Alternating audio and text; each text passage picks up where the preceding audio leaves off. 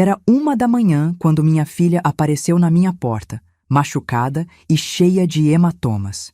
Chorando, ela disse: "Meu marido me bateu, por causa da amante dele." Eu vesti meu uniforme em silêncio. Então fiz apenas uma ligação. O plano começa agora. Se você já passou por algo parecido ou conhece alguém que está sofrendo em silêncio, deixe seu comentário aqui embaixo. Essa história precisa ser contada e precisa ser ouvida. Meu nome é Beatriz. Tenho 52 anos e há 28 deles visto o uniforme da Polícia Militar do Estado de São Paulo. 28 anos servindo e protegendo. 28 anos vendo o pior e o melhor da humanidade. Mas nada, absolutamente nada, poderia me preparar para aquela madrugada de terça-feira. Deixa eu te contar como era minha vida antes daquela noite. Antes de tudo desmoronar. Antes de eu descobrir do que realmente sou capaz quando alguém machuca quem eu amo. Moro em Amparo, uma cidade do interior de São Paulo. Sabe aquele tipo de lugar onde todo mundo conhece todo mundo? Onde você não consegue ir ao mercado sem encontrar pelo menos 5 conhecidos? Pois é. Aqui as notícias voam. Os boatos se espalham mais rápido que fogo em palha seca. E a reputação de uma pessoa pode ser construída ou destruída em uma única tarde de fofoca no salão de beleza. Eu sempre fui respeitada aqui. A Sargento Beatriz, diziam. Mulher séria, trabalhadora, de palavra. Criei minha filha Ana sozinha depois que meu marido nos deixou, quando ela tinha apenas 3 anos. Ele foi embora sem olhar para trás, deixando apenas dívidas e promessas quebradas. Mas eu não deixei isso nos definir. Trabalhei em dobro, estudei à noite, fiz concurso e entrei para a polícia aos 24 anos. Ana cresceu vendo a mãe de uniforme. Cresceu sabendo que justiça existe, que o bem vence o mal, que quem faz o errado paga por isso. Ou pelo menos era isso que eu acreditava naquela época. Que inocente eu era. Minha rotina era puxada. Acordava às 5 da manhã, preparava o café, checava meus equipamentos, revisava ocorrências. Meu turno começava às 6 e só terminava às 18 horas. Mas havia dias, muitos dias, em que eu esticava até mais tarde. Casos que precisavam de atenção, relatórios que não podiam esperar, operações que se estendiam madrugada adentro. A casa onde moro é simples, mas é minha. 3 quartos, uma sala, cozinha e um quintal pequeno onde cultivo algumas plantas. Herdei da minha mãe quando ela faleceu, há 10 anos. É aqui que construí minha vida, que criei minha filha, que encontrei paz depois de turnos exaustivos lidando com a violência das ruas. Ana sempre foi minha alegria. Uma menina doce, inteligente, cheia de sonhos. Formou-se em pedagogia aos 23 anos e começou a dar aulas em uma escola municipal aqui de Amparo. Via nos olhos dela o mesmo brilho que eu tinha quando comecei na polícia. Aquela vontade de fazer diferença, de ajudar, de construir um mundo melhor. Foi na escola que ela conheceu ele, Ricardo Mendes. Na época, há 4 anos, ele me pareceu um bom rapaz, educado, bem vestido, dono de uma casa de penhores no centro da cidade. Tinha 35 anos, 6 a mais que Ana, e uma lábia que convencia até padre. Falava bonito, sabia elogiar, presenteava Ana com flores e chocolates. Eu, como mãe, fiquei feliz de ver minha filha sorrindo daquele jeito. "Mãe, acho que ele é o homem da minha vida", ela me disse 6 meses depois de começarem a namorar. Os olhos brilhavam. O sorriso não saía do rosto. Eles casaram 1 ano depois, em uma cerimônia simples na igreja matriz de Amparo. Eu paguei metade, ele entrou com a outra metade. Ana estava radiante com seu vestido branco simples, flores do campo no cabelo. Lembro de pensar naquele dia. Finalmente minha filha terá a família que eu não consegui dar a ela. Como eu estava errada. Os primeiros 2 anos pareceram bons. Ana e Ricardo alugaram uma casa a 5 quarteirões da minha. Ela continuou dando aulas, ele tocando sua casa de penhores. Eu os via aos domingos para almoço e tudo parecia normal. Feliz até. Mas então, sutilmente, comecei a notar mudanças. Ana passou a cancelar nossos almoços com mais frequência. Ricardo tem um compromisso. Ricardo não está se sentindo bem. Ricardo precisa de mim em casa. Sempre Ricardo. Quando ela vinha me visitar sozinha, o que era cada vez mais raro, parecia distraída, distante. O brilho nos olhos estava se apagando. Está tudo bem, filha? Eu perguntava. Claro, mãe. Só cansada do trabalho, ela respondia. Mas o sorriso não alcançava os olhos. Comecei a notar outras coisas também. Ana usava mais maquiagem. Usava mangas compridas mesmo no calor. Evitava meu olhar quando eu fazia perguntas sobre Ricardo. E aquele homem, que me parecia tão educado, passou a demonstrar sinais que eu, como policial, deveria ter identificado antes. Ele era controlador. Sempre sabia onde Ana estava, com quem, fazendo o quê. Ligava várias vezes durante nossas visitas. Quando eu sugeria que Ana ficasse para dormir na minha casa, ele inventava uma desculpa qualquer para que ela voltasse. E Ana, minha Ana forte e independente, simplesmente obedecia. Ele se preocupa comigo, ela justificava. Preocupação? Controle disfarçado de cuidado? Quantas vezes eu vi isso nas delegacias?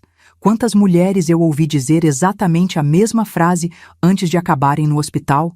Ou pior, mas ela era minha filha, e eu, estupidamente, respeitei a escolha dela. Ela é adulta, eu pensava. Ela sabe o que está fazendo. Há 6 meses, Ana parou de ir me visitar completamente. As ligações ficaram mais espaçadas. Quando eu tentava ir à casa deles, Ricardo sempre tinha uma desculpa. Ana não está bem. Ana está dormindo. Ana saiu com as amigas. Eu sabia que algo estava errado. Meu instinto de mãe gritava. Meu instinto de policial confirmava. Mas Ana evitava meus contatos. E eu não tinha como forçar a situação sem criar um conflito maior. Ricardo era esperto, sempre educado comigo, sempre com desculpas plausíveis. Até aquela terça-feira, eu tinha voltado de um turno particularmente exaustivo. Houve uma operação no bairro do Jardim Esperança, uma denúncia de tráfico que se revelou verdadeira. Passamos o dia inteiro coletando evidências, fazendo prisões, prestando depoimentos. Cheguei em casa às 23h30, exausta, com dor nas costas e nos pés. Tomei um banho demorado, tentando lavar a tensão do dia. Esquentei uma sopa que tinha na geladeira, comi assistindo ao noticiário. Era mais do mesmo: violência, corrupção, injustiça. Desliguei a TV e fui para a cama às 00h15. Eu tinha acabado de apagar a luz quando ouvi toque, toque, toque. Batidas fracas na porta, quase hesitantes. Meu coração acelerou imediatamente. Em 28 anos de polícia, você desenvolve um sexto sentido para perigo. E aquelas batidas, tão baixas, tão tarde da noite, gritavam problema. Levantei, vesti meu roupão e peguei minha arma de serviço da gaveta da cômoda. Caminhei até a porta com passos silenciosos. Olhei pelo olho mágico e meu mundo desabou. Era Ana, minha filha, mas eu mal a reconheci. O rosto estava inchado, roxo, um dos olhos quase fechado de tanto hematoma, o lábio cortado e sangrando, o cabelo bagunçado, com mechas grudadas no rosto pelo sangue e suor. Ela se apoiava no batente da porta, claramente usando toda a sua força apenas para se manter de pé. Eu abri a porta tão rápido que quase arranquei a maçaneta. Ana! Ela desabou nos meus braços. Literalmente desabou. As pernas falharam e eu tive que segurá-la com toda a minha força para que ela não caísse no chão. O corpo dela tremia convulsivamente. Soluços rasgavam sua garganta. E então ela disse as palavras que mudaram tudo. Mãe, ele me bateu, por causa da amante dele. Naquele momento, algo dentro de mim se quebrou, e algo muito mais perigoso nasceu no lugar. Não era mais apenas Beatriz, a mãe. Era Beatriz, a policial. Beatriz, a caçadora. Beatriz, a mulher que tinha dedicado quase 3 décadas da vida para colocar criminosos atrás das grades. E Ricardo Mendes tinha acabado de se tornar meu alvo número 1. Mas o que ele não sabia, ainda, era que quando você mexe com a filha de uma policial, você não está apenas lidando com uma mãe furiosa. Você está lidando com alguém que sabe exatamente como o sistema funciona. Alguém que conhece cada brecha, cada procedimento, cada recurso disponível. Ele tinha cometido o erro de sua vida. e eu estava prestes a ensinar uma lição que ele nunca esqueceria. Carreguei Ana para dentro de casa com cuidado, como se ela fosse feita de vidro. E naquele momento, ela realmente parecia frágil assim, prestes a se despedaçar com qualquer movimento brusco. Coloquei-a no sofá da sala e acendi todas as luzes. Precisava ver. Precisava entender a extensão do que aquele monstro tinha feito com minha filha. O que vi me fez engasgar. O olho esquerdo estava completamente roxo e inchado, reduzido a uma fenda. O direito tinha um corte profundo na sobrancelha, ainda sangrando. O lábio inferior estava partido, com um roxo se espalhando por todo o queixo. Havia marcas de dedos no pescoço dela, roxas, definidas, inconfundíveis. Ele tinha tentado enforcá-la. Ana, filha, olha para mim, eu disse, controlando o tremor na minha voz. Eu precisava ser forte, por ela. Onde mais dói? Ela puxou a manga da blusa com mãos trêmulas. Hematomas percorriam todo o braço esquerdo, alguns já amarelados. Não eram de hoje. Outros frescos, roxos e vermelhos. As costelas, ela sussurrou. Ele me chutou, várias vezes. Minha visão ficou vermelha. Por um segundo, apenas um segundo, eu me imaginei pegando minha arma e indo até aquela casa resolver isso do meu jeito. Mas não. Não era assim que funcionava. Não se eu quisesse que ele realmente pagasse. Não se eu quisesse que a justiça fosse feita da forma correta. Vou ligar para a emergência, eu disse. Não! Ana agarrou meu braço com força surpreendente. Não, mãe, ele disse. Ele disse que se eu contasse para alguém, ia me matar. Disse que tem amigos na polícia, que ninguém acreditaria em mim. Eu segurei o rosto dela com delicadeza, tomando cuidado para não tocar nos hematomas. Ana, me escuta. Eu sou da polícia. Eu conheço todo mundo nessa cidade. E eu vou garantir que ele pague por cada marca que deixou em você. Mas para isso, preciso fazer tudo certo. Você confia em mim? Ela assentiu, lágrimas escorrendo pelo rosto machucado. Peguei meu celular e liguei para a emergência. Enquanto esperava atenderem, fui até o quarto e peguei minha câmera. Aquela que eu usava para documentar cenas de crime no trabalho. Eu preciso fotografar tudo. Expliquei a Ana quando voltei. Cada marca, cada hematoma. Isso será nossa evidência. Você me autoriza? Sim, ela sussurrou. Passei os próximos 10 minutos fotografando metodicamente cada lesão. O rosto, os braços, o pescoço. Quando ela levantou a blusa, revelando costelas roxas e marcas de pontapés por toda a barriga, eu tive que pausar e respirar fundo para não vomitar de raiva. Como foi que isso começou, filha? Me conta tudo, do começo. Ana respirou fundo, e então as palavras começaram a sair. Entre soluços e pausas para controlar a dor, ela me contou uma história que eu tinha ouvido versões diferentes dezenas de vezes no meu trabalho. Mas nunca tinha sido sobre minha própria filha. Começou há uns 8 meses. Pequenas coisas. Ele ficava irritado se eu chegasse atrasada. Me acusava de flertar com outros homens. Checava meu celular, meus e-mails, minhas mensagens. Eu achei que era ciúme, que passaria. Mas foi piorando. Ela limpou o nariz com as costas da mão. 3 meses atrás, ele me empurrou pela primeira vez. Eu caí e bati a cabeça na mesa. Ele pediu desculpas, chorou, disse que estava estressado com o trabalho. Eu acreditei. Que idiota eu fui. Você não foi idiota, eu disse firmemente. Ele é um manipulador. Isso é o que eles fazem. Depois disso virou rotina. Uma vez por semana, às vezes mais. Sempre tinha uma desculpa. Eu fiz algo errado, disse algo que ele não gostou, olhei para alguém de forma errada e eu comecei a acreditar que era culpa minha. Meu coração se partiu. Quantas mulheres eu tinha visto falar exatamente as mesmas palavras. E agora era minha filha. E hoje? O que aconteceu hoje? Ana começou a tremer novamente. Eu coloquei meu casaco sobre os ombros dela e segurei sua mão. Eu cheguei do trabalho às 18 horas. A casa estava vazia. Ricardo nunca chegava antes das 20 horas. Fui tomar banho e esqueci o celular na cama. Quando saí do banheiro, ele estava lá, lendo minhas mensagens. Mensagens? De você. Você tinha me mandado uma mensagem perguntando se eu estava bem, se podia ir me visitar no sábado. Ele ficou furioso. Disse que eu estava falando mal dele para você, que estava criando caso, que eu era uma filha ingrata que queria causar problemas no casamento. Ela pausou, a respiração falhando. Eu tentei explicar que não era nada disso, mas ele não quis ouvir. Me empurrou contra a parede e começou a gritar. Foi então que o celular dele tocou. Ele atendeu e eu ouvi. Era uma mulher, chamando ele de amor, marcando um encontro.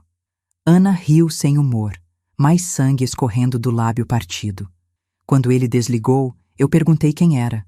E ele ficou com aquele sorriso horrível, e disse: "É a Amanda, minha namorada.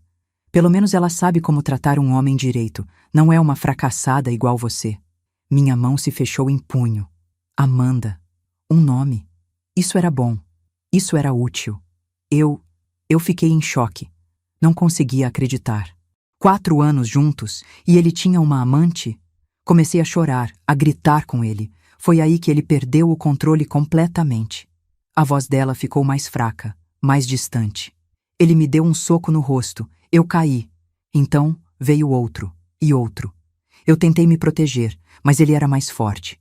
Muito mais forte. Me chutou nas costelas, na barriga, colocou as mãos no meu pescoço e apertou. Eu não conseguia respirar, mãe. Achei que ia morrer. Lágrimas escorriam pelo meu rosto agora. Mas eu não podia parar. Precisava de todos os detalhes. Como você conseguiu sair? O telefone tocou de novo. Ele me soltou para atender. Quando ele saiu da sala para falar, eu corri. Peguei minha bolsa e fugi. Nem sei como consegui chegar até aqui. Só continuei andando, mesmo com a dor, porque sabia que se ficasse, ele realmente ia me matar dessa vez. Nesse momento, ouvi a sirene da ambulância. Levantei e fui até a porta, acenando para os paramédicos. Eles entraram rapidamente, avaliando Ana com eficiência profissional. "Agressão doméstica", eu disse ao médico que desceu da ambulância. "Documentem tudo. Quero o relatório completo, fotos, exames, tudo." Ele assentiu, reconhecendo a autoridade na minha voz. Enquanto eles preparavam Ana para o transporte, eu fui até o meu quarto, tirei meu roupão e vesti meu uniforme. Cada peça era um lembrete do que eu representava. Calça, camisa, colete, distintivo, arma. Olhei para mim mesma no espelho.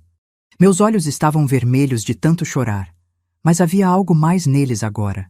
Determinação, fúria controlada, propósito. Peguei meu celular e disquei um número que conhecia de cor.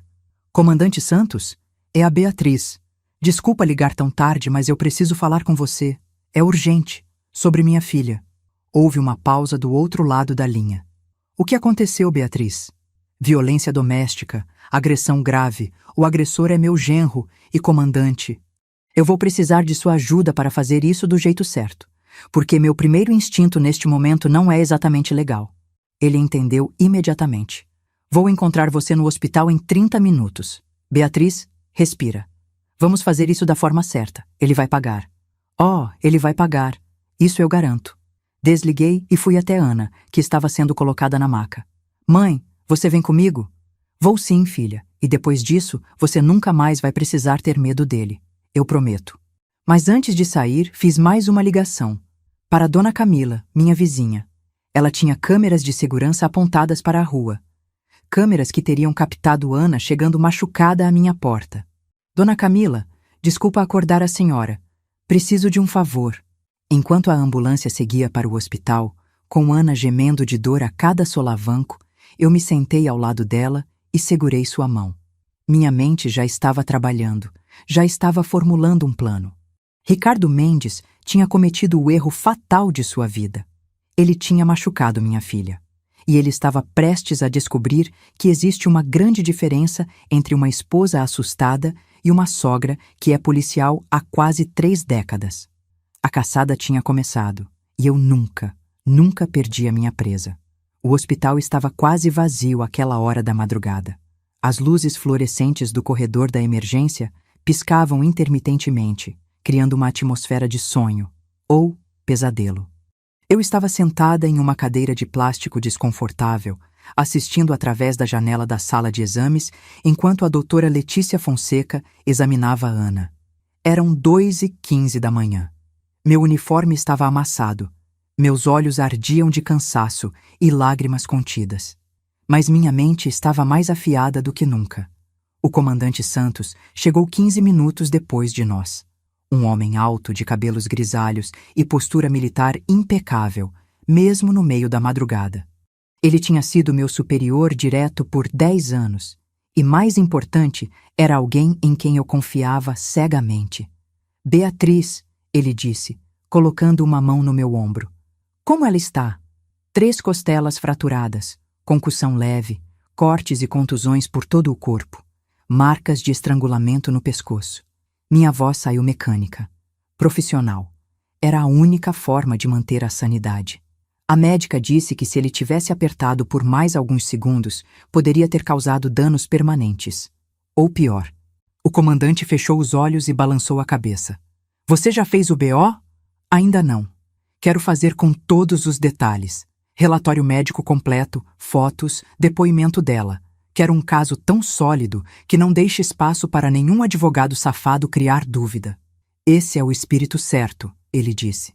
Mas Beatriz, você sabe que não pode trabalhar diretamente nesse caso, né? Conflito de interesse. Eu sei, mas você pode. Ele sorriu levemente. Já estava esperando que você dissesse isso. Pode deixar. Vou pessoalmente supervisionar cada etapa. Esse desgraçado não vai escapar por tecnicalidade. Nesse momento, a doutora Letícia saiu da sala de exames. Era uma mulher de uns 40 anos, séria, profissional. Conhecíamos uma da outra de outros casos de violência doméstica que tinham passado por ali ao longo dos anos. Beatriz, ela disse, sua voz baixa. Posso falar com você? Nos afastamos alguns passos. O comandante ficou onde estava, discretamente dando-nos privacidade. As lesões são graves, muito graves. Ela teve sorte, se é que podemos chamar assim. Um pouco mais de pressão no pescoço e estaríamos tendo uma conversa muito diferente. As costelas vão precisar de tempo para sarar, mas não há perfuração de órgãos internos, graças a Deus. Ela fez uma pausa. Mas, Beatriz, tem uma coisa. Pelos hematomas que vi, alguns amarelados, outros em diferentes estágios de cicatrização, isso não foi a primeira vez. Eu sei, ela me contou. 3 meses de abuso. Mas essa foi a pior. Vou documentar tudo no relatório. Fotografias detalhadas, descrição de cada lesão, estimativa de quando foram causadas. Isso vai servir de evidência para você? Para o caso criminal? Essencial. Obrigada, doutora. Ela tocou meu braço gentilmente. Ana vai precisar de acompanhamento psicológico também. O trauma físico é uma coisa, mas o emocional, isso pode demorar muito mais para sarar. Já vi muitos casos assim. Vou recomendar a doutora Ana Paula Carvalho. Excelente psicóloga, especializada em vítimas de violência doméstica. Anotei o nome mentalmente. Ela pode ter alta hoje? Vou mantê-la em observação até amanhã de manhã, por causa da concussão. Mas depois disso, sim. Desde que ela não volte para aquela casa. Ela vai ficar comigo. Pode ter certeza disso. Enquanto Ana ficava sob observação, eu aproveitei cada minuto. 6:30 da manhã, assim que o sol começou a clarear, fui até a casa da dona Camila. Ela já estava acordada, preparando o café, quando toquei a campainha. Beatriz, entre, entre. Como está a Ana? Recuperando. Dona Camila, sobre aquelas câmeras que a senhora tem? Já separei tudo para você, ela interrompeu, me guiando até uma pequena sala onde tinha um computador. Quando você ligou de madrugada, fui direto ver. Olha-te aqui. Ela apertou play em um vídeo. A imagem era em preto e branco, mais clara. O timestamp mostrava 00:55. E lá estava minha filha, cambaleando pela rua, se apoiando nas paredes das casas, claramente ferida. Quando ela finalmente chegou à minha porta, bateu fracamente antes de praticamente desabar contra o batente. Gravei tudo em um pendrive para você, Dona Camila disse, me entregando o dispositivo. Seus olhos estavam úmidos. Aquele desgraçado do Ricardo. Eu sempre desconfiei dele, sabe? Tinha algo nos olhos dele que não me passava confiança. A senhora está disposta a testemunhar? Confirmar a autenticidade dessa gravação? Claro que sim, qualquer coisa que for necessária. Agradeci e voltei para o hospital. Ana tinha acordado e estava tomando sopa de canja que uma enfermeira gentil havia trazido. Sentei ao lado dela. Filha, eu preciso que você me conte tudo o que sabe sobre Ricardo. Onde ele vai, com quem se relaciona, onde trabalha, principalmente sobre essa Amanda. Você sabe o sobrenome dela? Ana pensou por um momento. Amanda Salgado. Eu a conheço, na verdade. Ou conhecia. Éramos colegas na época da faculdade. Ela mora aqui em Amparo mesmo. Trabalha em uma imobiliária no centro. Amanda Salgado. Perfeito. E a casa de penhores do Ricardo? Como anda? Não muito bem, na verdade. Ele vivia reclamando que o movimento estava fraco, que mal conseguia pagar as contas. Mas era mentira. Eu vi os extratos bancários uma vez. Ele tem muito dinheiro guardado. Muito mais do que deveria ter só com a casa de penhores. Isso chamou minha atenção. Ele escondia dinheiro de você? Não só dinheiro. Tem outras coisas também. Mãe, tem uma coisa que eu descobri alguns meses atrás, mas estava com medo de contar. Meu coração acelerou. Pode falar, filha. Lembra daquelas terras que a vovó deixou para mim? As do sítio lá no bairro rural? Eu me lembrei. Minha mãe tinha deixado um pequeno terreno de 3 hectares para Ana quando faleceu. Não valia uma fortuna, mas era um bem significativo. Sim. O que tem? Eu assinei uns papéis que Ricardo me deu há uns 6 meses. Ele disse que era para regularizar a escritura, atualizar os registros. Eu confiei nele e assinei. Mas semana passada eu recebi uma carta do cartório dizendo que a propriedade tinha sido transferida. O sangue congelou nas minhas veias. Transferida para quem? Para Ricardo. Ele forjou minha assinatura em uma escritura de doação. Basicamente roubou minhas terras. Estelionato. Falsificação de documentos. Fraude. Ricardo não era apenas um agressor doméstico. Era um criminoso completo. Você tem essa carta? Está na minha bolsa. Eu trouxe ela aqui. Peguei a carta. Era do Cartório de Registro de Imóveis de Amparo. Confirmava a transferência da propriedade de Ana Clara Silva para Ricardo Mendes, datada de 3 meses atrás. Isso muda tudo, eu disse mais para mim mesma. Isso muda tudo. Passei o resto da tarde entre o hospital e a delegacia. Com o comandante Santos, demos entrada formal no boletim de ocorrência. Crime de lesão corporal grave no contexto de violência doméstica, agravado por ter sido cometido pelo cônjuge. Anexamos as fotografias, o relatório médico, o vídeo da câmera de segurança e o depoimento detalhado de Ana. Mas não paramos por aí. Quero investigar ele completamente, eu disse ao comandante. Vida financeira, criminal, tudo. E quero descobrir mais sobre essa fraude das terras. Já estou nisso. Mandei uma equipe fazer levantamento do Ricardo. Vamos saber até que cor de cueca ele usa. Na manhã seguinte, levei Ana para casa. Ela estava dolorida, se movimentando devagar, mas viva. E estava na minha casa, segura. Instalei-a no quarto que costumava ser dela quando morava comigo, antes de casar. Troquei os lençóis, coloquei flores frescas na mesinha de cabeceira, me certificando de que ela tivesse tudo o que precisasse. Mãe, e se ele vier aqui? Ela perguntou, medo claro na voz. Se ele vier aqui, vai se arrepender, mas não se preocupa. Já pedi para 2 viaturas fazerem ronda extra nessa rua. E tenho minha arma. Ele não vai te machucar nunca mais, eu prometo. Mas eu sabia que Ricardo não era idiota. Ele saberia que Ana tinha vindo para minha casa. E ele era arrogante o suficiente para achar que tinha controle sobre a situação. No 3º dia após o ataque, recebi a ligação que estava esperando. Beatriz, é o comandante Santos. Conseguimos o mandado de busca e apreensão para a casa do Ricardo. Vamos executar amanhã às 6h. Você quer estar presente? Eu? Não posso participar oficialmente. Mas pode observar, como uma civil preocupada com a segurança da filha. Sorri pela primeira vez em dias. Estarei lá. Aquela noite, sentei com Ana para uma conversa difícil. Filha, amanhã vamos na casa. A polícia vai fazer uma busca, procurar por evidências. Mas antes disso, eu preciso ir ao cartório verificar essa história das terras. E eu acho que preciso falar com Amanda Salgado também. Ana ficou tensa. Com ela? Por quê? Porque ela é a amante do Ricardo. E quanto mais eu sei sobre ele, mais vulnerável ele fica. Talvez ela saiba de coisas que possam nos ajudar. Ou talvez ela seja cúmplice. De qualquer forma, preciso investigar. Cuidado, mãe. O Ricardo disse que ela é obsessiva, possessiva. Ele falava dela como se fosse louca. Anotado. Mas não se preocupa, eu já lidei com gente muito pior.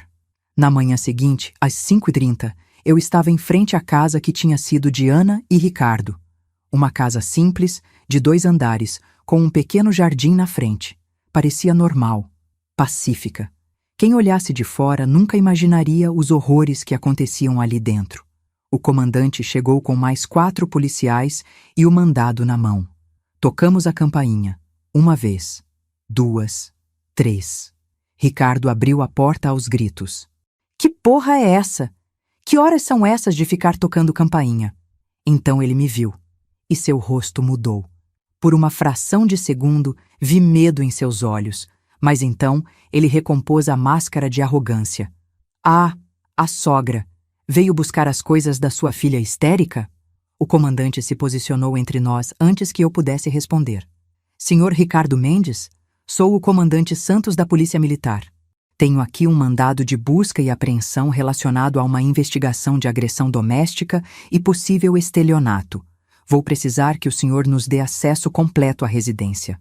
A cor sumiu do rosto de Ricardo. Isso é absurdo. Minha mulher está criando caso. Quer me extorquir. Ela caiu. Foi um acidente. O relatório médico discorda, senhor. Por favor, dê passagem. Os policiais entraram. Eu fiquei na porta, observando Ricardo. Ele estava nervoso, suando, os olhos saltando de um policial para outro. Beatriz, ele disse, tentando parecer conciliador. Vamos resolver isso como adultos. Sei que Ana ficou magoada, mas foi um mal-entendido. Podemos conversar, chegar em um acordo. Acordo? Eu repeti, minha voz baixa e perigosa. Você fraturou 3 costelas da minha filha. Tentou estrangulá-la. Deixou marcas por todo o corpo dela. E você acha que isso é um mal-entendido? Ela está exagerando. Sabe como mulheres são, emotivas, dramáticas? Dei um passo em direção a ele. O comandante segurou meu braço discretamente. Escolha suas próximas palavras com muito cuidado, Ricardo, porque eu já estou fazendo um esforço sobre-humano para não resolver isso do meu jeito, aqui e agora. Ele engoliu seco. Foi nesse momento que um dos policiais saiu do escritório carregando uma caixa. Comandante, achei isso. Documentos, extratos bancários e contratos de imóveis. Olhei para Ricardo. Ele estava pálido.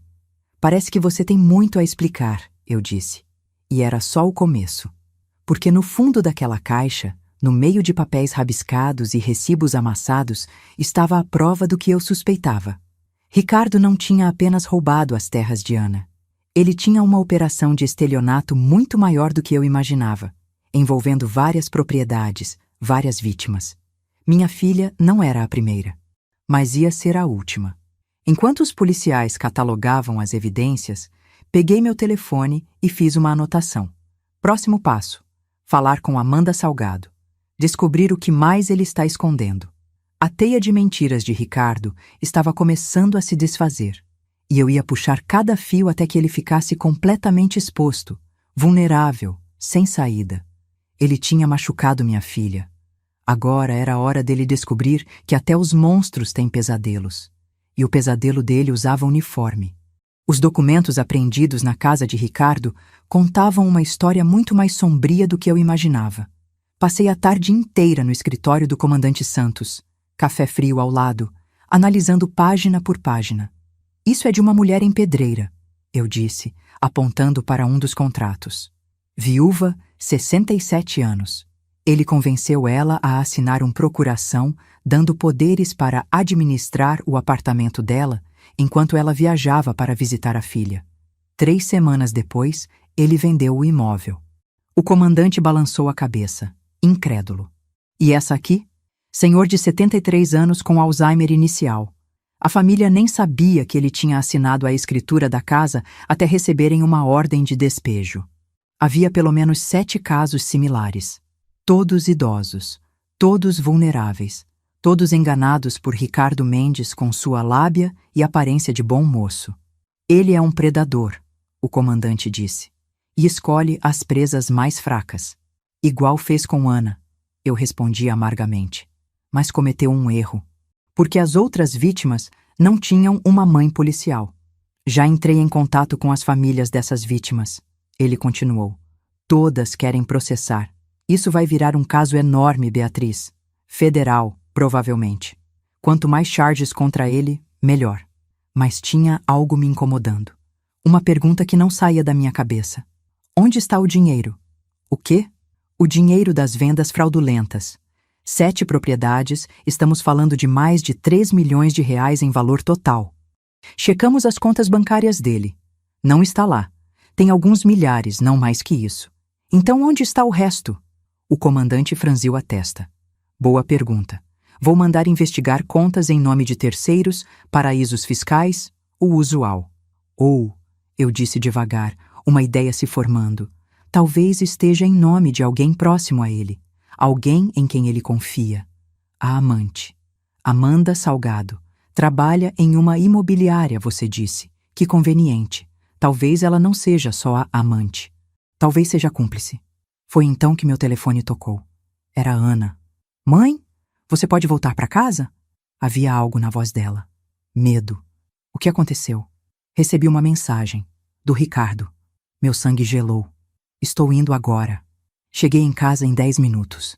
Ana estava na sala, segurando o celular com mãos trêmulas. Peguei o aparelho dela e li. Você vai se arrepender de ter aberto a boca.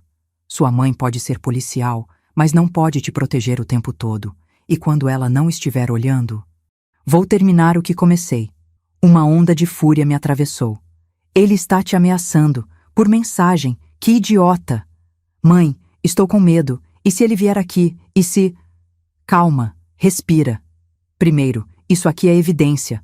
Ameaça de morte por escrito. Segundo, eu já estou ligando para colocar uma viatura de plantão permanente na nossa rua. Terceiro, fiz uma captura de tela da mensagem e a enviei para o comandante. Terceiro, ele acabou de cavar a própria cova um pouco mais fundo. Mas conforme os dias passavam, a situação começou a piorar de uma forma que eu não tinha antecipado. No 4º dia após o ataque, fui ao mercado fazer compras. A dona do estabelecimento, Dona Marta, que eu conhecia há anos, mal fez contato visual comigo. Dona Marta? Bom dia. Bom dia, ela respondeu secamente, pesando meus tomates sem olhar para mim. Tudo bem? Olha, Beatriz, eu não quero me meter em assuntos de família, tá bom? Franzi a testa. Do que a senhora está falando? Ela finalmente me encarou. Está todo mundo comentando sobre você e sua filha acusando o Ricardo. Tem gente dizendo que vocês estão querendo dar um golpe nele, tirar vantagem porque você é policial. Meu queixo caiu. O quê? Mas... A Ana foi espancada. Tem relatório médico, fotos, tudo. Não sei de nada, não. Só estou te contando o que estão falando por aí. O Ricardo é um rapaz respeitado, dono de comércio. Tem muita gente que não acredita que ele faria isso. Acham que é tudo armação. Saí do mercado em choque. Ricardo estava se antecipando. Estava espalhando mentiras, manipulando a opinião pública, tentando nos desacreditar antes mesmo que o caso fosse a júri. E pior ainda, estava funcionando. Nos dias seguintes, o padrão se repetiu. Amigos da igreja pararam de cumprimentar Ana. Colegas de trabalho dela evitavam conversar. Até no posto policial, eu percebi alguns olhares estranhos, cochichos que paravam quando eu me aproximava. Ouvi dizer que ela quer a casa de penhores dele, comentou um sargento mais novo, sem perceber que eu estava atrás dele. Clássico caso de mulher querendo levar vantagem no divórcio. Limpei a garganta. Ele se virou, pálido. Sargento, tem um momento? Levei-o para uma sala privada e fechei a porta. Você acredita em boatos ou em evidências? Evidências, claro. Então, antes de sair falando merda, que tal ver o relatório médico da minha filha? As fotos das costelas fraturadas? As marcas de estrangulamento no pescoço dela? Ou prefere acreditar na versão do agressor? Ele engoliu seco. Desculpa, Sargento Beatriz. Eu não sabia que... Não sabia porque não se deu ao trabalho de investigar antes de julgar. E você é policial. Deveria saber melhor. O deixei na sala, envergonhado. Mas o dano estava feito. Os rumores se espalhavam mais rápido que fogo. Foi o comandante Santos quem me explicou o que estava acontecendo. Ricardo contratou um advogado, não qualquer advogado, Dr. Marcelo Vieira, um dos mais caros e bem-sucedidos da região. E a primeira estratégia dele não foi defesa legal, foi relações públicas. Relações públicas? Ele está fazendo Ricardo de vítima, dizendo que é um empresário honesto sendo perseguido pela sogra policial porque não aprova o casamento da filha. Que a acusação de agressão é uma armação para conseguir dinheiro no divórcio. E está funcionando porque Ricardo tem reputação nesta cidade. Você e Ana, por mais que sejam conhecidas, são apenas duas vozes contra uma campanha coordenada. Minha mão se fechou em punho. Isso é difamação. Posso processá-lo por isso. Pode. Mas o dano à imagem já está feito. E Beatriz tem mais. O que mais poderia ter? Recebi uma denúncia anônima hoje. Contra você.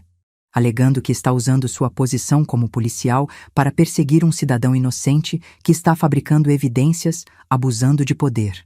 O chão sumiu sob meus pés. Isso é absurdo. Eu sei, mas agora a corregedoria vai ter que investigar. É procedimento padrão. Você vai ter que se afastar do caso completamente. Não pode nem mencionar o nome do Ricardo oficialmente. Ele está me silenciando. Ele está tentando. Mas lembra, Beatriz, você é boa no que faz, e você não está sozinha. Mas naquela noite, quando voltei para casa e encontrei Ana chorando na cozinha, me sentindo mais sozinha do que nunca. O que aconteceu, filha? Fui demitida, ela disse entre soluços. A diretora disse que a escola não pode ter professoras envolvidas em escândalos públicos, que está afetando a reputação da instituição. Mãe, eu perdi meu emprego por causa dele. Abracei minha filha enquanto ela chorava, sentindo a injustiça queimar no meu peito como ácido. Ricardo não estava apenas nos atacando legalmente. Ele estava nos destruindo socialmente, financeiramente, emocionalmente. E estava vencendo. Aquela noite, depois que Ana finalmente dormiu, com a ajuda de um calmante que a doutora Letícia havia prescrito, eu sentei sozinha na cozinha, uma xícara de café frio nas mãos. Meu telefone apitou. Uma mensagem de um número desconhecido. Desiste enquanto é tempo. Você não sabe com quem está mexendo. Ricardo tem amigos em lugares altos. Um acidente pode acontecer com qualquer um, inclusive com policiais aposentadas. Não era uma ameaça velada.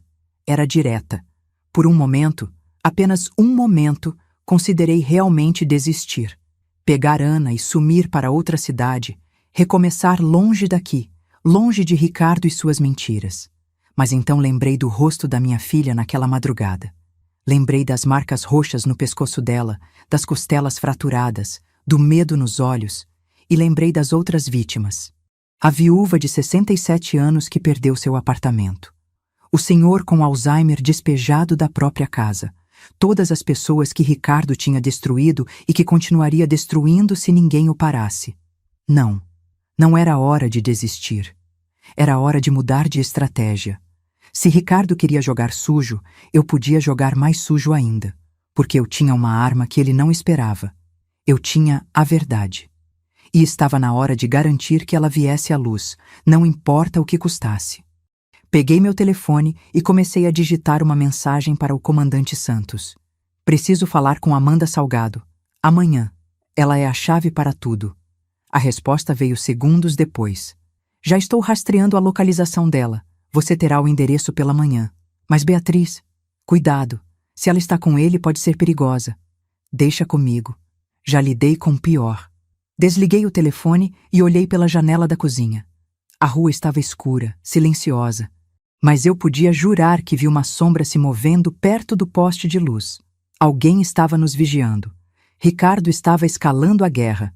E eu estava prestes a explodir o campo de batalha inteiro. Mas primeiro, precisava ter uma conversinha com a senhorita Amanda Salgado. Porque algo me dizia que ela sabia muito mais do que estava deixando transparecer. E pessoas com segredos são sempre os elos mais fracos. A manhã seguinte chegou cinzenta e ameaçadora, como se o próprio céu refletisse a tensão que eu sentia. Acordei às 5 horas como sempre, mas dessa vez não foi o alarme que me acordou. Foi a insônia. Passei a noite inteira revirando na cama, planejando, calculando cada movimento. Ana ainda dormia. O calmante tinha feito efeito. Preparei café forte e sentei à mesa da cozinha com meu notebook e uma pilha de papéis que o comandante Santos tinha me enviado por correio interno. Informações sobre Amanda Salgado. Amanda tinha 29 anos, mesma idade que Ana. Trabalha na Imobiliária Esperança, no centro de Amparo, como corretora há 3 anos. Solteira, sem filhos, morando sozinha em um apartamento alugado na Rua das Acácias. Nada de extraordinário à primeira vista. Mas quando olhei mais fundo, padrões começaram a aparecer. Nos últimos 18 meses, Amanda tinha feito vários depósitos em sua conta bancária, valores que não batiam com o salário de uma corretora em uma cidade do interior. 15 mil aqui, 20 mil ali, 10 mil acolá. No total, mais de 200 mil reais em depósitos que ela não poderia explicar com sua renda declarada.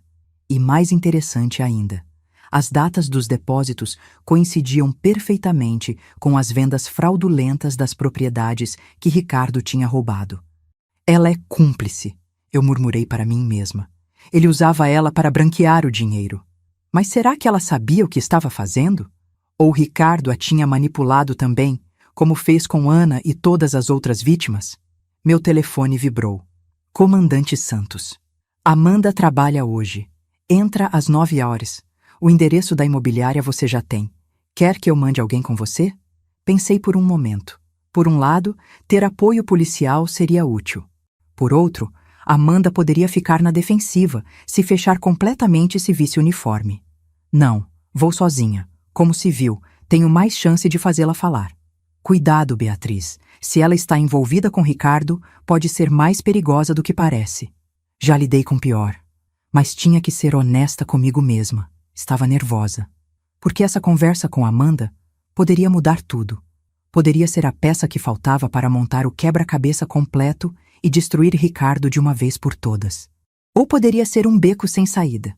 Às 8h30, deixei Ana aos cuidados de Dona Camila, que tinha se oferecido para ficar com ela enquanto eu saía. Não demore, tá? Ana disse, agarrando minha mão. Ainda havia tanto medo nos olhos dela. E se ele aparecer, ele não vai aparecer.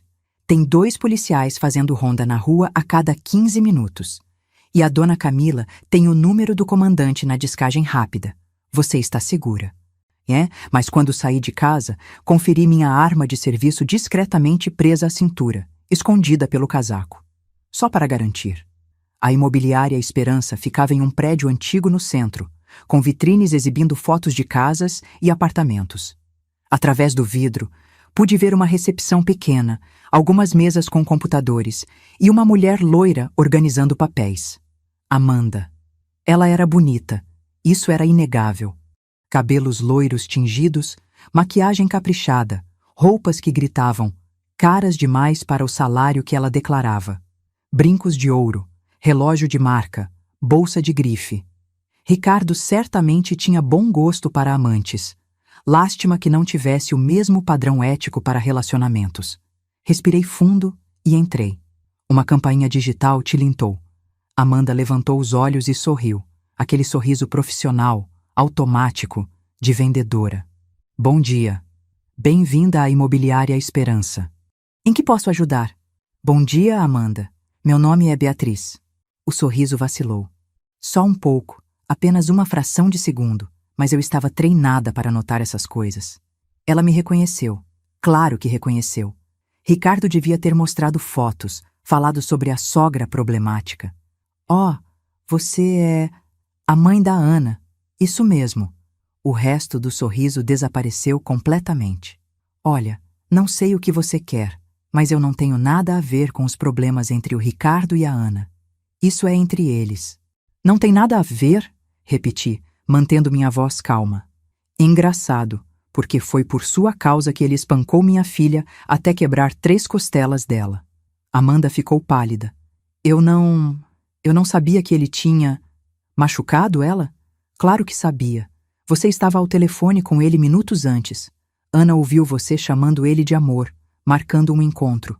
Ela engoliu seco, os olhos indo para a porta, claramente calculando se deveria me pedir para sair ou não. Por favor, senta, eu disse, minha voz suavizando um pouco. Não vim aqui para te atacar, vim aqui porque preciso da sua ajuda. Minha ajuda? Para quê? Para pôr Ricardo Mendes atrás das grades, onde ele pertence. Ela riu, um som agudo, nervoso.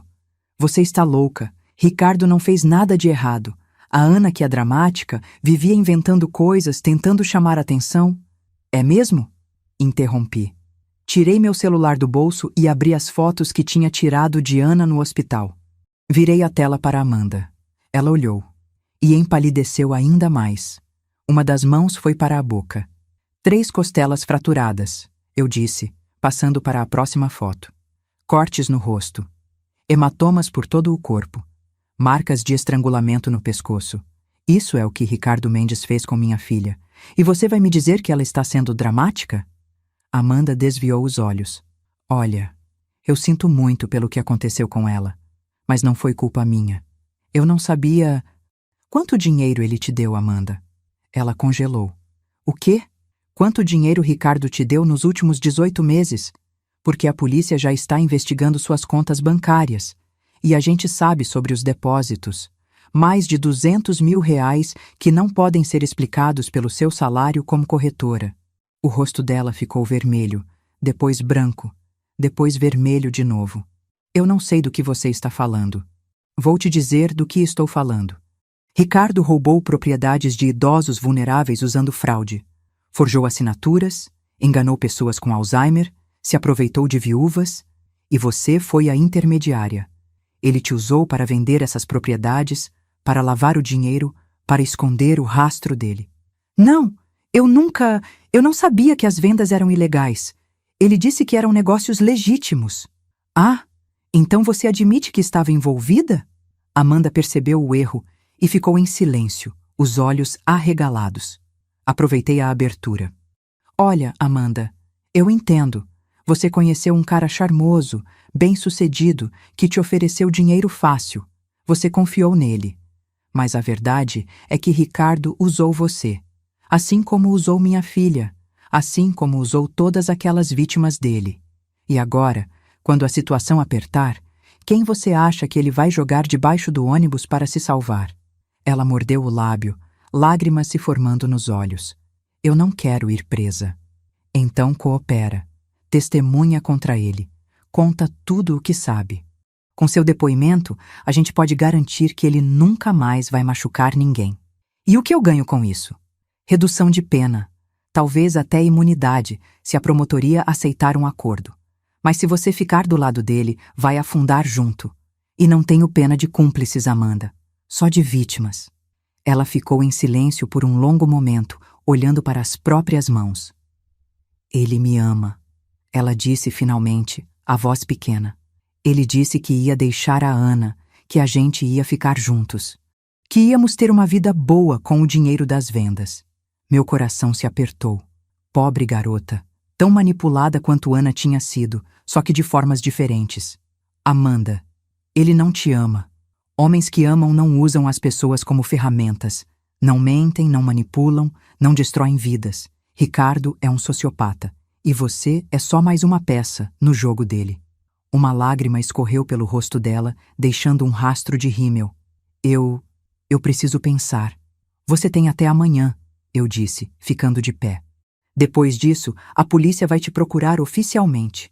E aí não vai ter negociação, não vai ter acordo. Vai ser acusação formal como cúmplice de estelionato qualificado. Você pode pegar até 10 anos de prisão. Deixei meu cartão na mesa. Me liga quando decidir. Mas decidir rápido, Amanda. Porque o tempo está acabando para todos nós. Saí da imobiliária com o coração acelerado. Não sabia se tinha conseguido convencê-la ou não, mas tinha plantado a semente da dúvida. E às vezes, é só isso que precisa para que uma cúmplice se torne uma testemunha. Quando cheguei em casa, encontrei o comandante Santos me esperando na sala com Ana e Dona Camila. Como foi? Ele perguntou. Plantei a semente. Agora é esperar germinar.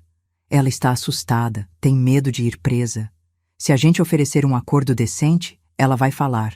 Já conversei com a promotoria. Eles estão dispostos a negociar imunidade total em troca de testemunho completo, incluindo acesso a todas as contas, transações, comunicações com Ricardo. Perfeito! Agora é torcer para ela ser esperta o suficiente para aceitar. Mas algo ainda me incomodava.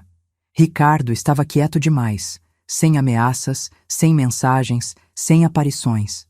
E homens violentos não ficam quietos quando estão sendo encurralados. Comandante, eu disse. Ele está planejando algo. Posso sentir. Também acho.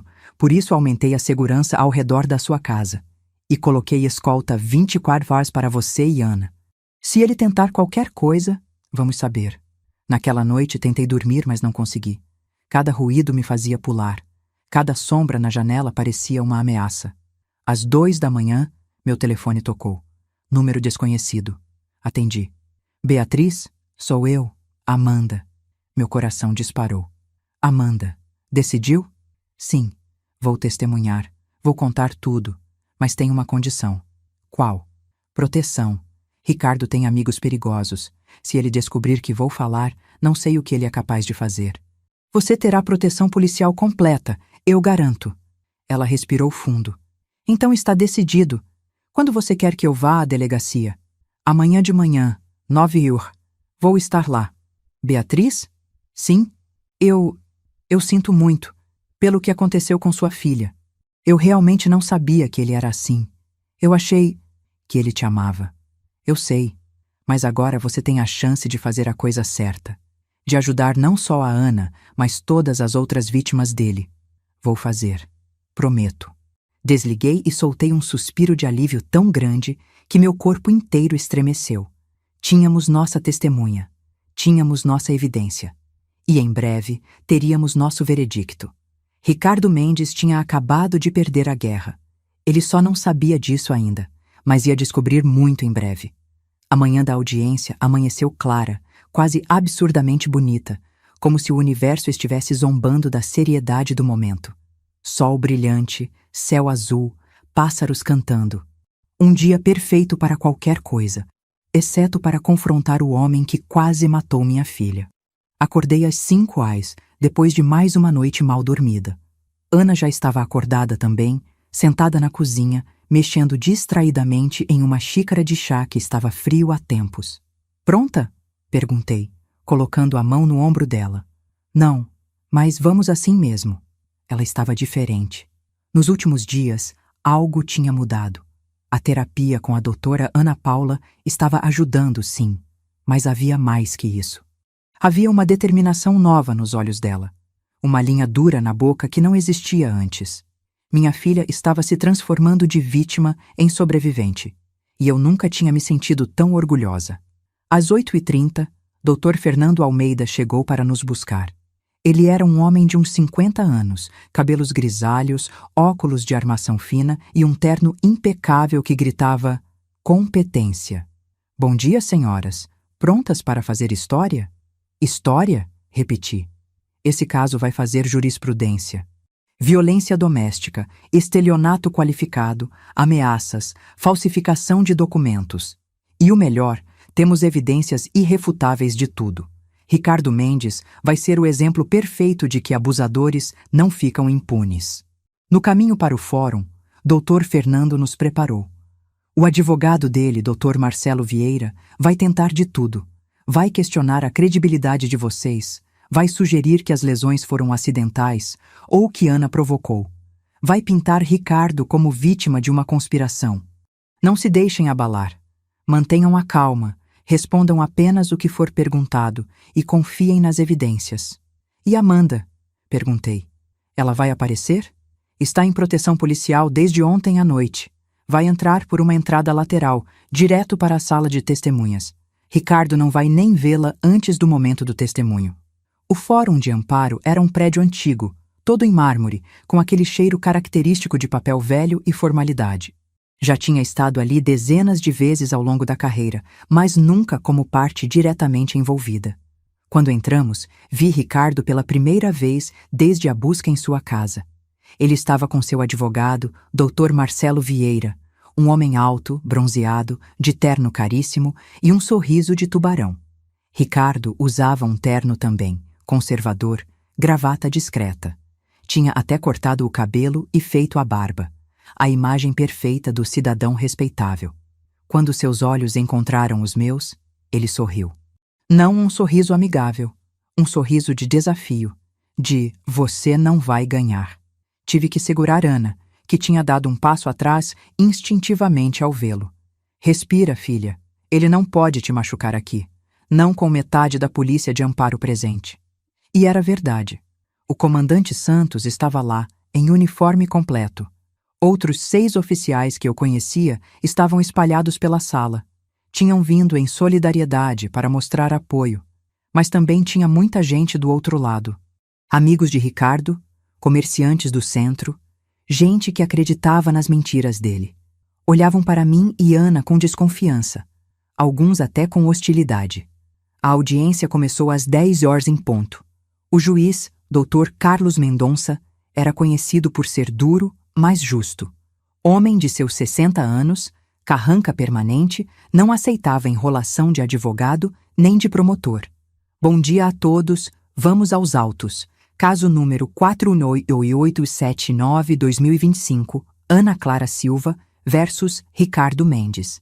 As charges incluem agressão física qualificada pela Lei Maria da Penha, ameaça, e há procedimentos paralelos investigando estelionato qualificado, falsificação de documentos e outros crimes financeiros. Dr. Fernando, pode começar." Dr. Fernando se levantou com calma, ajustando os óculos. "Excelência, o que temos aqui é um caso claro de violência doméstica sistemática, culminando em agressão grave que quase tirou a vida de minha cliente. Vou apresentar evidências fotográficas, relatório médico, testemunhos e gravações de vídeo que provam, sem sombra de dúvida, que o réu Ricardo Mendes é um agressor perigoso que representa ameaça contínua à vítima." Ele começou mostrando as fotos. No telão grande da sala, as imagens das lesões de Ana apareceram em detalhes brutais. Ouvi engasgos na audiência. Alguém sussurrou: "Meu Deus", em algum lugar atrás de mim. Ana começou a chorar silenciosamente. Segurei sua mão com força. "Como podem ver", Dr. Fernando continuou, "não estamos falando de um empurrão, uma briga doméstica normal. Estamos falando de violência brutal, sistemática, que causou lesões graves, costelas fraturadas, contusões múltiplas, marcas de estrangulamento. Se a vítima não tivesse fugido, muito provavelmente não estaria aqui hoje." Então foi a vez do relatório médico. Doutora Tô. Letícia tinha feito um trabalho meticuloso, documentando cada lesão, estimando a força necessária para causá-las, a cronologia dos hematomas. "Note que há hematomas em diferentes estágios de cicatrização", Dr. Fernando apontou. "Isso indica que a agressão não foi um incidente isolado, mas um padrão de comportamento violento ao longo de meses." Dr. Marcelo Vieira se levantou. "Objeção, Excelência. Nada disso prova que foi meu cliente quem causou essas lesões. Por tudo que sabemos, a senhora. Ana poderia ter se machucado de outra forma e está culpando meu cliente por vingança ou ganho financeiro." "Ganho financeiro?" Dr. Fernando se virou para ele. "É o seu cliente que roubou terras da minha cliente, não o contrário. Mas vamos a isso em um momento. Primeiro, vamos assistir ao vídeo." O vídeo da câmera de segurança de Dona Camila começou a tocar no telão. A imagem era clara, mesmo sendo noite. Mostrava Ana machucada, ensanguentada, cambaleando pela rua, apoiando-se nas paredes, quase caindo, chegando finalmente à minha porta e desmaiando contra ela. O timestamp estava claro, 00:55 da madrugada, a noite do ataque. "Esse vídeo foi gravado pela câmera de segurança de uma vizinha", Dr. Fernando explicou. "Mostra a vítima chegando à casa da mãe imediatamente após a agressão, em estado que não deixa dúvida sobre a gravidade do que aconteceu." Dr. Marcelo tentou novamente. "Ainda não prova que foi Ricardo quem a machucou. Ela poderia ter sido assaltada, atacada por outra pessoa. Ela estava vindo diretamente da casa dela e do réu, a que fica a 5 quarteirões da casa da mãe. Não há registro de chamado de assalto, de briga de rua, de nada. E mais importante", Dr. Fernando acenou, e uma série de capturas de tela de mensagens apareceu no telão. O próprio réu admitiu. Olhem estas mensagens que ele enviou para a vítima dias após a agressão. Você vai se arrepender de ter aberto a boca. Sua mãe não pode te proteger o tempo todo. Vou terminar o que comecei. Mensagens claras de ameaça, por escrito, admitindo implicitamente a agressão anterior. Murmúrios se espalharam pela sala. Olhei para Ricardo. Ele estava pálido, mandíbula cerrada. Dr. Marcelo cochichava furiosamente com ele. Excelência, Dr. Fernando continuou. Peço que seja emitida medida protetiva de urgência para minha cliente. O réu representa perigo claro e presente. Concedido. O juiz disse imediatamente. Sr. Ricardo Mendes, fica proibido de se aproximar de Ana Clara Silva a menos de 500 metros. Qualquer violação resultará em prisão imediata. Pode continuar, Dr. Fernando. Agora, sobre o estelionato, Dr. Fernando apresentou os documentos apreendidos na casa de Ricardo. As escrituras forjadas, as assinaturas falsificadas, as transferências fraudulentas. O réu não é apenas um agressor doméstico. É um criminoso profissional que sistematicamente roubou propriedades de idosos vulneráveis, usando falsificação de documentos e manipulação. E usou a mesma tática com minha cliente, forjando sua assinatura para roubar terras herdadas de sua falecida avó. Um gráfico apareceu no telão, mostrando todas as propriedades roubadas, as datas das transferências e, crucialmente, os depósitos correspondentes na conta de Amanda Salgado. Como podem ver, há um padrão claro. Cada venda fraudulenta corresponde a um depósito na conta da amante do réu, a senhorita Amanda Salgado, que, devo acrescentar, está aqui hoje para testemunhar. Ricardo se levantou de um salto. Isso é mentira! Tudo mentira! Essas mulheres estão conspirando contra mim! Sentar! O juiz ordenou batendo o martelo. Senhor Ricardo, mais um surto desses e o senhor será retirado da sala à força. Ricardo se sentou, mas estava visivelmente descontrolado. A máscara de cidadão respeitável estava rachando. Gostaria de chamar minha primeira testemunha, Dr. Fernando disse. Senhorita Amanda Salgado. A porta lateral se abriu. Amanda entrou, escoltada por 2 policiais. Ela estava sem maquiagem, cabelo preso em um rabo de cavalo simples, olhos vermelhos de tanto chorar. Quando ela viu Ricardo, parou no meio do caminho. O olhar dele estava fixo nela, intenso, ameaçador. Continue, por favor, o juiz disse gentilmente. Amanda caminhou até a cadeira das testemunhas e jurou dizer a verdade. Senhorita. Salgado, Dr. Fernando começou. Pode nos dizer qual era a sua relação com o réu? Nós éramos amantes, por 2 anos. E durante esse período, o réu fez pagamentos regulares para sua conta bancária? Sim. Pode nos explicar a origem desses pagamentos? Amanda respirou fundo. Ricardo vendia propriedades. Ele me dizia que eram negócios legítimos, que os donos queriam vender rápido e com discrição. Meu papel era intermediar as vendas através da imobiliária onde trabalho e receber o dinheiro, depois repassar a maior parte para ele mantendo uma porcentagem. Você sabia que essas propriedades tinham sido obtidas através de fraude? Não no começo, mas comecei a desconfiar há alguns meses. Muitos dos vendedores eram idosos, alguns com problemas de memória. As assinaturas às vezes pareciam tremidas, inconsistentes. Eu perguntei a Ricardo, mas ele disse para não me preocupar, que era tudo legal. E quando você realmente descobriu a verdade? Quando a mãe de Ana me procurou. Ela me mostrou os documentos, explicou a extensão da fraude. Foi quando percebi que Ricardo tinha me usado, que eu era cúmplice sem saber. Dr. Marcelo se levantou. Objeção. A testemunha está claramente tentando isentar-se de responsabilidade. Ela participou ativamente. Objeção negada, o juiz cortou. A testemunha está cooperando com a justiça e sua análise de culpabilidade não é relevante neste momento. Continue, senhorita Salgado.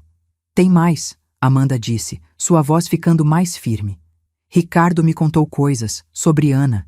Ele dizia que ela era fraca, submissa, que ele podia fazer o que quisesse com ela porque ela tinha medo de sair do casamento.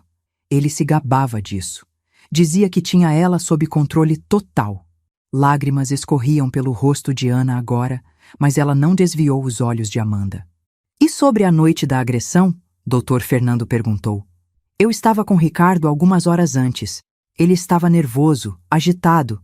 Disse que Ana estava começando a fazer perguntas sobre as terras, que ela estava falando em procurar um advogado.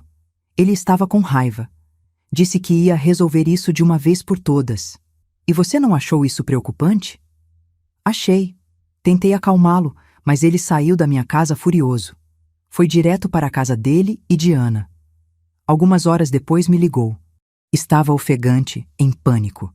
Disse que tinha exagerado, que Ana tinha fugido. Pediu para eu ficar quieta se alguém perguntasse. Disse que íamos sair do país assim que as coisas se acalmassem. Exagerado. Essas foram as palavras exatas dele? Sim, eu exagerei, mas ela mereceu por questionar minha autoridade. Ricardo explodiu novamente.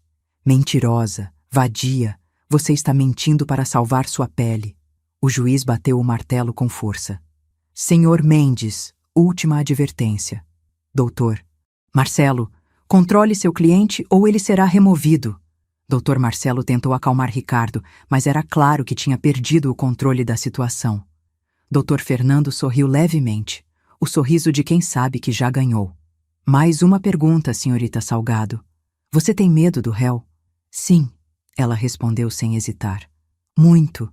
Se ele for liberado, não sei do que ele é capaz. Já vi a raiva dele, o descontrole. Se ele fez isso com a esposa dele, não quero nem imaginar o que faria comigo por ter testemunhado contra ele. Sem mais perguntas, Excelência. Dr. Marcelo tentou contraditar, mas estava claro que seu cliente tinha se enforcado sozinho com as explosões emocionais. Cada pergunta que ele fazia só fazia a Amanda parecer mais credível, mais assustada, mais sincera. Depois de Amanda, outras testemunhas foram chamadas. Dona Camila, confirmando a autenticidade do vídeo e descrevendo o estado de Ana quando chegou. Doutora Letícia, detalhando cada lesão com precisão médica brutal. O comandante Santos, explicando o padrão de comportamento violento e as ameaças documentadas. E, finalmente, era hora de Ana testemunhar. Ela caminhou até a cadeira com passos trêmulos, mas firmes. Jurou dizer a verdade. E começou a contar. Tudo. Os meses de abuso, o controle, os insultos, as agressões progressivas. A noite final, quando ele descobriu Amanda e perdeu completamente o controle. Sua voz tremeu algumas vezes. Ela precisou parar para beber água. Mas ela contou. E a sala inteira ficou em silêncio absoluto, ouvindo. Quando ela terminou, quando descreveu como pensou que ia morrer com as mãos dele ao redor do pescoço dela, como usou todo o seu último resquício de força para fugir enquanto ele atendia o telefone, várias pessoas na audiência estavam chorando abertamente. Doutor. Marcelo tentou mesmo, fazer parecer que Ana estava exagerando, que tinha motivos financeiros, que estava sendo manipulada pela mãe policial. Mas era tarde demais. O dano estava feito. A verdade estava exposta. O juiz Carlos Mendonça ficou em silêncio por um longo momento depois que todos os testemunhos terminaram. Olhou para Ricardo, que estava cabisbaixo, derrotado. Olhou para Ana, que segurava minha mão com força. Olhou para a pilha de evidências sobre sua mesa. Vou emitir minha decisão agora, ele disse finalmente. Baseado nas evidências apresentadas, fotográficas, médicas, testemunhais e documentais, não há dúvida de que o réu Ricardo Mendes cometeu agressão grave contra a vítima Ana Clara Silva. As lesões documentadas, o vídeo da câmera de segurança e especialmente as mensagens de ameaça enviadas pelo próprio réu não deixam espaço para interpretações alternativas. Ele fez uma pausa. Além disso, as evidências de estelionato qualificado, falsificação de documentos e fraude são igualmente sólidas. O padrão de comportamento criminoso é claro e sistemático. Outra pausa. Portanto, decreto o seguinte: medida protetiva de urgência confirmada e estendida. Ricardo Mendes não pode se aproximar de Ana Clara Silva, Beatriz Silva ou qualquer testemunha deste processo a menos de 1 quilômetro de distância. Bloqueio imediato de todos os bens e contas bancárias do réu. Anulação de todas as transferências de propriedade fraudulentas, incluindo as terras de Ana Clara Silva, com devolução imediata às vítimas. Prisão preventiva decretada devido ao risco de fuga e à gravidade dos crimes. O martelo bateu. Este caso está sendo encaminhado ao Ministério Público para investigação completa e possível processo criminal em âmbito federal. Senhor Ricardo Mendes, o senhor tem direito de permanecer calado, mas qualquer coisa que disser poderá e será usado contra o senhor. Oficiais, por favor. 2 policiais se aproximaram de Ricardo. Ele olhou ao redor, como se procurando uma saída, uma salvação. Não havia nenhuma. Quando colocaram as algemas nos pulsos dele, quando o levantaram da cadeira, ele me olhou. Não com raiva, não com ódio, com medo. Você destruiu minha vida, ele disse, a voz quebrando. Não, eu respondi calmamente. Você destruiu sua própria vida no momento que levantou a mão para minha filha. Eles o levaram embora.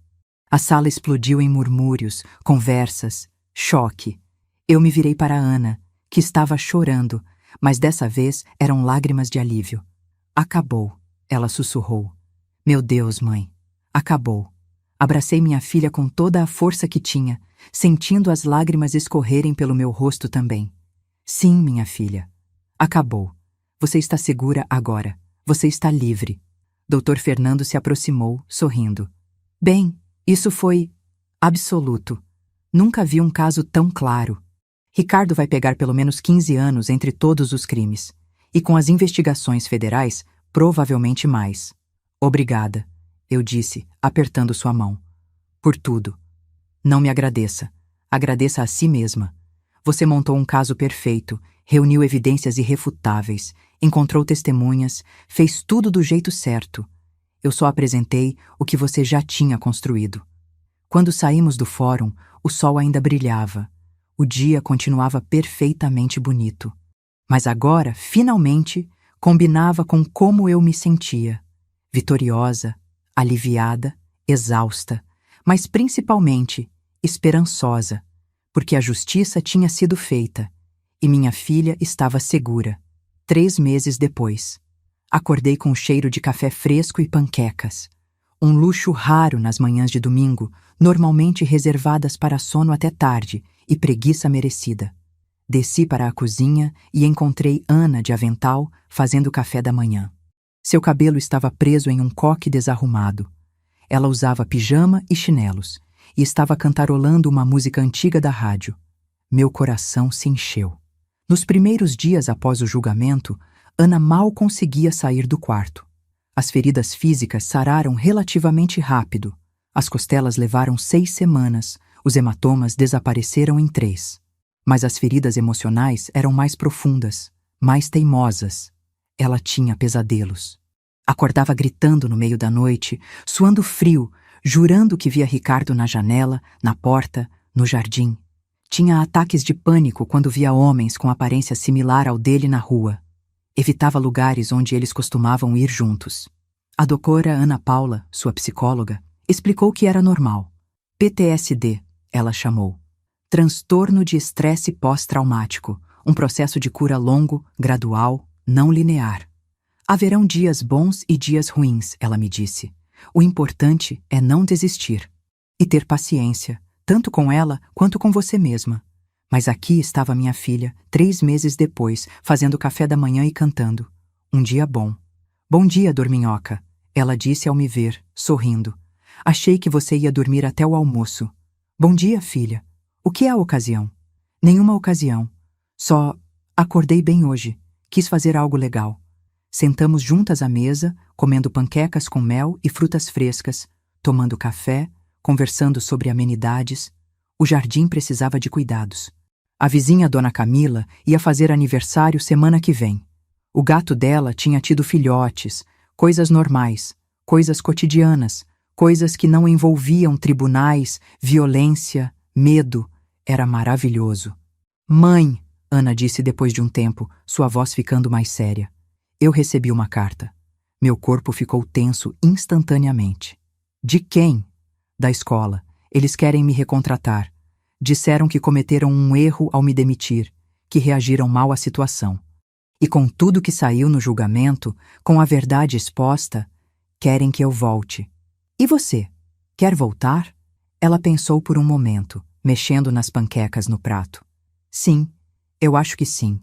Eu amava dar aulas, amava meus alunos, perdi isso tudo por causa dele. E não quero que Ricardo continue me tirando coisas, sabe? Mesmo estando preso. Segurei a mão dela sobre a mesa. Então volta. Você merece sua vida de volta. Merece sua alegria de volta. Tenho medo ainda, ela admitiu. Medo de ver ele. Ele não está preso longe daqui. E se ele escapar? E se alguém pagar fiança? Sem chance de fiança. Ele foi considerado perigo à sociedade. E está em uma penitenciária estadual, não em cadeia municipal. Não vai sair tão cedo. E mesmo se saísse, há medidas protetivas. Nós duas estamos sendo monitoradas. Ao menor sinal de problema, a polícia age. Você promete? Eu prometo. E quando você tiver medo, quando os pensamentos ruins vierem, você liga para mim, para a doutora Ana Paula, para o comandante Santos. Você não está mais sozinha, entende? Nunca mais. Ela assentiu, os olhos brilhando com lágrimas que não chegaram a cair. Obrigada, mãe, por tudo. Por acreditar em mim quando ninguém mais acreditou. Por lutar por mim quando eu não tinha forças para lutar. Por me salvar. Filha, você se salvou. Você teve a coragem de sair daquela casa, de vir até aqui, de denunciar. Eu só dei suporte. A heroína aqui é você. Naquela tarde, fomos visitar o túmulo da minha mãe, a avó Diana. Ela não ia lá desde antes de casar com Ricardo. Ele sempre tinha uma desculpa para não deixá-la ir. Sempre algo mais importante para fazer. O cemitério estava tranquilo, flores silvestres crescendo entre as lápides antigas. Encontramos o túmulo da minha mãe. Mármore simples, nome e datas gravados, sempre bem cuidado porque eu vinha aqui, pelo menos uma vez por mês. Ana se ajoelhou e colocou as flores frescas que tínhamos trazido no vaso. Oi, vovó, ela sussurrou. Desculpa não ter vindo antes. Eu estava presa, mas agora estou livre. E consegui recuperar as terras que você deixou para mim. As terras que ele roubou. Elas voltaram para o meu nome semana passada. Ela fez uma pausa, limpando uma lágrima. A mamãe salvou minha vida. Igual você salvou a dela quando papai foi embora. Acho que a força vem de vocês duas. A coragem de não aceitar ser tratada como menos do que mereço. Obrigada por isso. Fiquei ali, assistindo minha filha conversar com a avó falecida, e senti a presença da minha mãe de uma forma que não sentia há anos. Quase podia ouvi-la dizendo: criaste ela bem, Bia, criaste uma guerreira. No caminho de volta, paramos no centro para tomar sorvete. Outra coisa que Ana não fazia há meses, desde que Ricardo dizia que ela estava engordando e precisava se cuidar mais. Quero 2 sabores, ela anunciou desafiadoramente ao sorveteiro. Chocolate e morango, com cobertura e granulado. E comeu tudo, sorrindo a cada colherada. Eram as pequenas vitórias, as pequenas reconquistas de autonomia, de alegria, de si mesma. Uma semana depois, tive que ir à penitenciária estadual. Não para visitar Ricardo, nunca na vida, mas para testemunhar em outra audiência relacionada aos crimes financeiros dele. O promotor público, Dr. Henrique Campos, tinha conseguido reunir 16 vítimas diferentes de estelionato cometidos por Ricardo ao longo de 5 anos. 16 famílias destruídas, 16 vidas viradas de cabeça para baixo. Com todas as evidências e testemunhos, Dr. Henrique me disse: estamos pedindo pena de 25 anos e vamos conseguir. E Amanda? Acordo de colaboração premiada foi aprovado. Ela vai testemunhar em todos os casos, devolver todo o dinheiro que recebeu e pegar serviços comunitários mais liberdade condicional. Considerando que ela cooperou completamente e foi, de certa forma, vítima de manipulação também, o juiz aceitou. Achei justo. Amanda tinha feito escolhas ruins, tinha se deixado usar, mas no fim, teve coragem de fazer o certo. E, diferente de Ricardo, demonstrou remorso genuíno. Na audiência, vi Ricardo de longe. Ele estava irreconhecível, magro, grisalho, com olheiras profundas. O uniforme laranja da prisão pendurado em seu corpo emagrecido. Nada do homem arrogante e polido que tinha sido. Quando nossos olhos se cruzaram por um segundo, não vi raiva nele. Vi apenas vazio. Um homem que tinha perdido tudo: poder, dinheiro, liberdade, futuro, e finalmente entendido a magnitude do que tinha feito. Ou talvez fosse apenas autopiedade. Com sociopatas, nunca dá para ter certeza. Mas não importava mais. Ele não tinha poder sobre nós. Não tinha como nos machucar. Era apenas mais um número no sistema prisional agora. No 4º mês após o julgamento, Ana voltou a dar aulas. O primeiro dia foi difícil. Ela me ligou 3 vezes antes mesmo de entrar na escola, com ataques de ansiedade. Mas entrou. Enfrentou os alunos que tinham ouvido os rumores, os pais que olhavam com curiosidade, os colegas que não sabiam como agir ao redor dela. E no fim do dia, quando me ligou de novo, estava chorando. Mas dessa vez, de felicidade. Os alunos fizeram cartazes, mãe, dizendo "Bem-vinda de volta, professora Ana". A diretora se desculpou publicamente na reunião de pais. E uma das mães veio conversar comigo depois. Ela também tinha sido vítima de violência doméstica. Disse que minha coragem de denunciar deu coragem para ela também. Ela deixou o marido semana passada. Minha garganta apertou. Você está fazendo diferença, filha. Não só na sua vida, mas na de outras pessoas também. É estranho, sabe? Pensar que algo tão horrível pode acabar ajudando outras pessoas. Mas me faz sentir que não foi tudo em vão, que há propósito no sofrimento. 6 meses depois do julgamento, recebi um convite inesperado. A Delegacia da Mulher de Amparo estava organizando uma palestra sobre violência doméstica e queriam que eu e Ana participássemos como palestrantes, contando nossa história. Não sei se consigo, Ana disse quando contei a ela. Falar sobre tudo aquilo publicamente. Não precisa, se não se sentir pronta. Ninguém vai te forçar. Ela ficou em silêncio por um longo momento. Mas quantas mulheres estão passando pelo que eu passei e não sabem que podem sair? Quantas acham que não têm opção, que ninguém vai acreditar nelas, que é culpa delas? Muitas, milhares. Então eu preciso falar. Preciso contar que é possível sobreviver. É possível denunciar. É possível ter vida depois do abuso. A palestra aconteceu em uma quinta-feira à noite, no auditório da delegacia. Esperávamos umas 20, 30 pessoas no máximo. Apareceram mais de 200. Mulheres de todas as idades. Algumas com marcas visíveis de violência, outras sem marcas físicas, mas com o olhar vazio de quem sofre em silêncio. Algumas acompanhadas de mães, irmãs, amigas, outras completamente sozinhas. Quando Ana subiu no palco para contar sua história, suas mãos tremiam. Sua voz começou baixa, hesitante. Mas conforme ela falava, conforme via os rostos na plateia, alguns chorando, outros assentindo em reconhecimento, sua voz foi ficando mais forte. Ela contou tudo. O controle gradual, os primeiros insultos, a primeira agressão física, o ciclo de violência e pedidos de desculpa, o isolamento dos amigos e família, e, finalmente, a noite em que quase morreu. Eu achava que era culpa minha, ela disse, lágrimas escorrendo livre pelo rosto. Achava que se eu fosse melhor esposa, mais compreensiva, mais bonita, mais silenciosa, ele pararia. Mas abusadores não param, eles escalam. E se eu não tivesse fugido naquela noite, não estaria aqui hoje. Ela fez uma pausa, olhando diretamente para a plateia. Se você está em um relacionamento abusivo, não é sua culpa. Você não merece ser tratada assim. Ninguém merece. E existe saída. Eu sou prova viva disso. Eu saí, denunciei, e ele está preso, e eu estou livre. A plateia explodiu em aplausos. Não aqueles aplausos educados de evento formal, aplausos altos, catárticos, com pessoas de pé, chorando, gritando encorajamento. Depois da palestra, formou-se uma fila de mulheres querendo falar com Ana. Cada uma com sua história. Cada uma procurando esperança, orientação, coragem. Ana abraçou cada uma. Ouviu cada história. Deu o número da doutora Ana Paula. Explicou sobre medidas protetivas, sobre como fazer boletim de ocorrência, sobre abrigos disponíveis. Ficamos lá até meia-noite. Quando finalmente chegamos em casa, exaustas, Ana se virou para mim. Obrigada por me mostrar que eu podia ser forte, que eu não precisava aceitar ser vítima para sempre.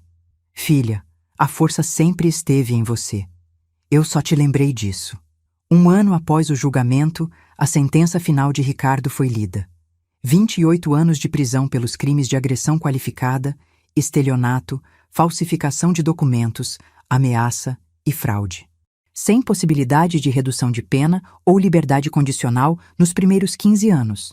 Ele teria 63 anos quando saísse, se saísse. Acabou mesmo agora, Ana disse quando recebemos a notícia. Acabou de verdade. Mas para ela, já tinha acabado há meses, porque ela tinha escolhido não deixar Ricardo definir sua vida, não deixar o trauma ter a última palavra. Ela estava namorando agora. Um professor de história da escola dela, um homem gentil chamado Felipe, que a tratava com respeito, que entendia seus limites, que nunca a pressionava. Ela ia devagar, com cautela, mas ia. Tinha retomado seus hobbies, pintura, que ela adorava antes de casar.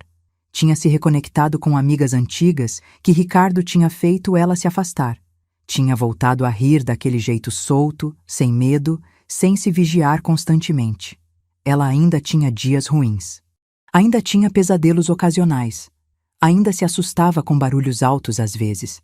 Mas tinha dias bons também. Cada vez mais dias bons. E isso era o que importava. Quanto a mim, minha vida também tinha mudado. A investigação da corregedoria me inocentou completamente de todas as acusações de abuso de poder. Na verdade, recebi uma comenda por conduta exemplar na aplicação da lei, mesmo sob circunstâncias pessoalmente difíceis. Voltei ao trabalho normalmente, mas com uma nova missão pessoal.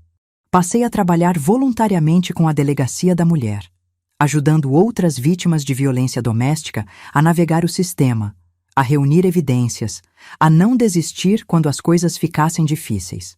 Descobri que minha experiência, tanto como policial quanto como mãe de uma vítima, me dava uma perspectiva única. Podia entender o processo legal e o trauma emocional. Podia ser profissional e empática ao mesmo tempo. Salvei pelo menos uma vida por mês, às vezes mais. Cada mulher que eu ajudava a sair de um relacionamento abusivo era uma vitória. Cada agressor que eu ajudava a colocar atrás das grades era justiça. Não mudava o que tinha acontecido com Ana. Não apagava as cicatrizes físicas ou emocionais, mas dava propósito à dor. Transformava trauma em força, vitimização em advocacia. E talvez fosse isso que cura significava. Não esquecer, não fingir que nunca aconteceu, mas usar o que aconteceu para fazer diferença. 2 anos após aquela madrugada fatídica, quando Ana apareceu na minha porta machucada e ensanguentada, nós estávamos sentadas no quintal de casa, tomando limonada, assistindo ao pôr do sol. Mãe, Ana disse de repente, você se arrepende de alguma coisa? Do jeito que lidou com tudo? Pensei por um momento. Me arrependo de não ter visto os sinais antes, de não ter percebido o que ele estava fazendo com você mais cedo. De ter respeitado sua privacidade quando deveria ter invadido, ter perguntado mais, ter insistido. Não foi sua culpa. Eu escondi bem, e ele era bom em manipular.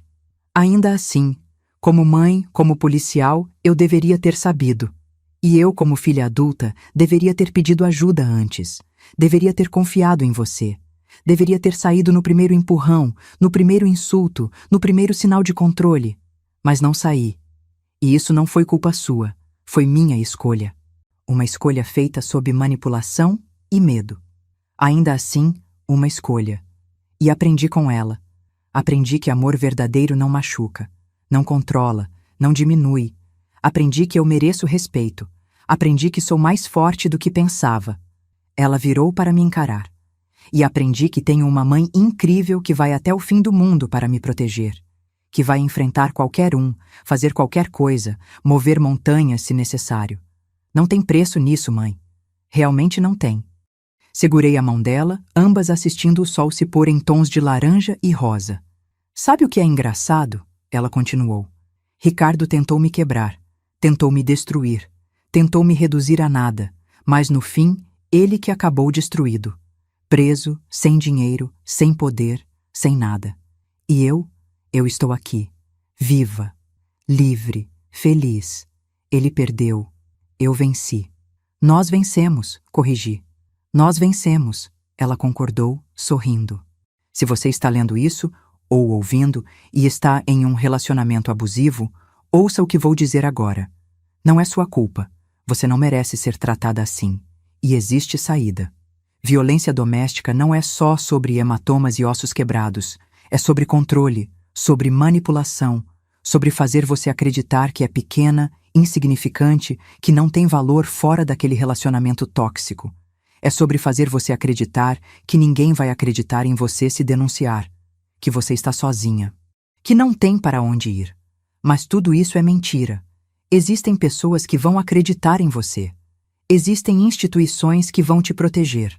Existe toda uma rede de apoio, delegacias especializadas, abrigos, psicólogos, advogados, grupos de apoio, esperando para te ajudar. Tudo o que você precisa fazer é dar o primeiro passo, pedir ajuda.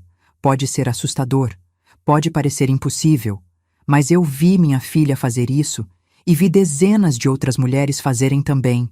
E todas elas hoje estão vivas, livres, reconstruindo suas vidas. Se você é mãe, pai, irmã, irmão, amiga ou amigo de alguém em relacionamento abusivo, não olhe para o lado. Não aceite desculpas. Não respeite a privacidade do casal quando há sinais claros de violência. Intervenha. Ofereça suporte. Seja o porto seguro que essa pessoa precisa. E se você é o abusador, sim, estou falando com você, saiba que suas ações têm consequências. A lei está ficando mais rigorosa. A sociedade está ficando menos tolerante. E uma hora, você vai ser pego. Uma hora, você vai pagar. É melhor parar agora. Buscar ajuda.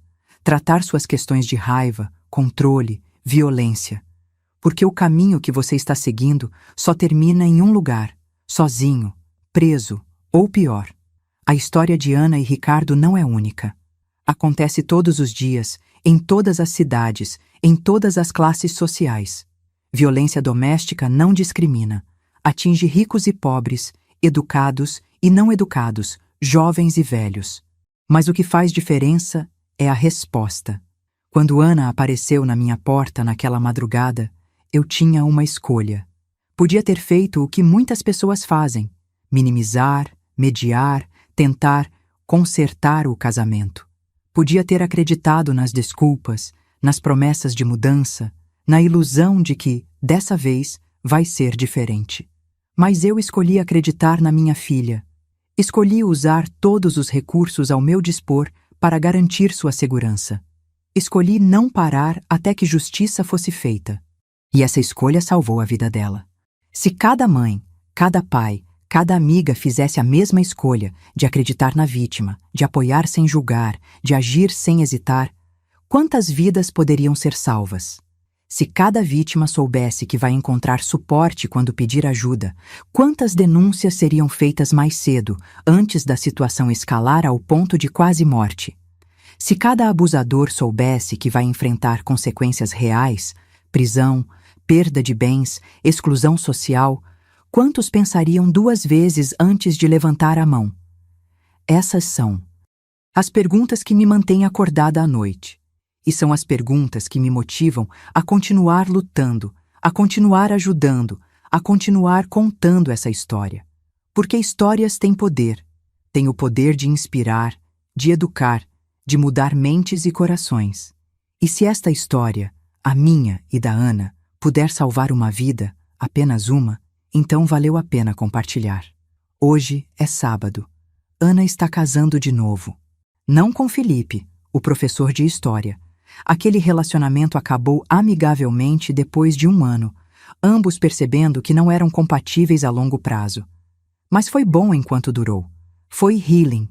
Foi um lembrete de que relacionamentos podem ser gentis, respeitosos, seguros. Ela está casando com Lucas, um enfermeiro que conheceu através da doutora Ana Paula. Ele trabalha em um centro de reabilitação, tem um coração enorme e trata Ana como a rainha que ela merece ser tratada. Quando ele pediu minha bênção para casar com ela, tive aquela conversa. Você sabe qual? A conversa de: Se você machucar minha filha, não vai ter onde se esconder. Ele riu, mas viu que eu estava falando sério.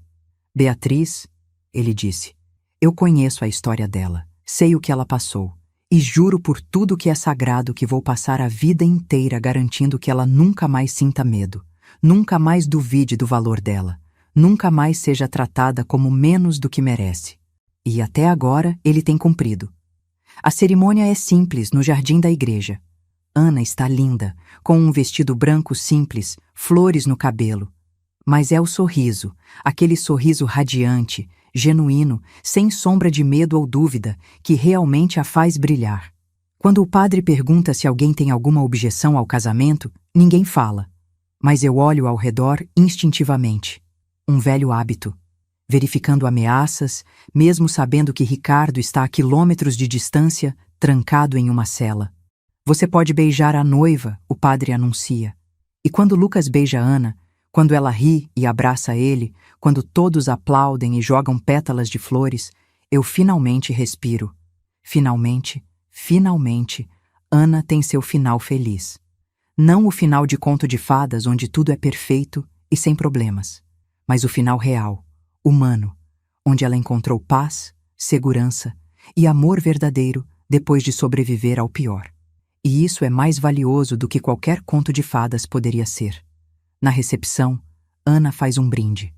Quero agradecer a todos que estiveram comigo nos momentos mais escuros, especialmente a minha mãe, Beatriz. Mãe, você me salvou. Me mostrou que eu era forte quando eu achava que estava quebrada. Me deu as ferramentas para reconstruir minha vida. E nunca, nem por um segundo, me julgou ou me culpou. Só me amou incondicionalmente. Não tenho palavras para expressar o quanto sou grata. Ela levanta o copo. Então esse brinde é para você, mãe. E para todas as mães, pais, irmãs, amigas que ficam ao lado de vítimas de violência, que não olham para o lado, que não aceitam desculpas, que lutam até o fim. Vocês são heróis, vocês salvam vidas. Todos bebem, e eu preciso limpar lágrimas dos olhos. Mais tarde, quando a festa está animada e Ana está dançando com Lucas, Amanda Salgado se aproxima de mim. Não a vejo desde o julgamento. Ela se mudou para outra cidade, começou vida nova. Beatriz, posso falar com você? Claro. Eu só queria te agradecer por me dar uma chance de fazer a coisa certa, por não me tratar como inimiga quando eu poderia ter sido, por me mostrar que eu também era vítima de certa forma. Como você está? Pergunto. Bem, limpa, trabalhando honestamente, fazendo terapia, pagando minha dívida, literária e figurativa, com a sociedade. E pela primeira vez em anos, consigo me olhar no espelho sem vergonha. Isso é bom. Você merece uma segunda chance. Todo mundo merece. Ricardo não vai ter uma segunda chance, ela diz baixinho. Ricardo teve várias chances.